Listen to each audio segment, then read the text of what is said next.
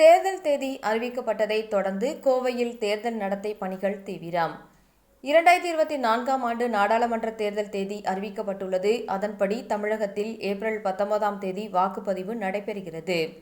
தேர்தல் தேதி அறிவிப்பை தொடர்ந்து தேர்தல் நடத்தை விதிமுறைகள் அமலுக்கு வந்துள்ளன. அதன் ஒரு பணிகளாக அரசியல் கட்சியினரின் விளம்பரங்கள் அனைத்தும் மறைக்கப்படும். அதன்படி கோவை மாவட்டத்தில் தேர்தல் நடத்தை பணிகள் துவங்கியுள்ளன. அதன்படி கோவை மாவட்ட ஆட்சியர் அலுவலகத்தில் போட்டோ கேலரியில் வைக்கப்பட்டிருந்த முதல்வரின் புகைப்படங்கள் அனைத்தும் அகற்றப்பட்டன. அது மட்டுமின்றி கோவையில் அரசியல் கட்சியினர் சுவர் விளம்பரங்கள் மீது வெள்ளை பெயிண்டுகள் அடிக்கப்பட்டு வருகிறது. அது மட்டுமின்றி தேர்தல் பணிக்கு பயன்படுத்தப்படும் அரசு வாகனங்களில் தேர்தல் அவசரம் என்ற ஸ்டிக்கர் ஒட்டி GPS கருவிகள், கண்காணிப்பு கேமராக்கள் பொருத்தும் பணிகள் நடைபெற்று வருகின்றன.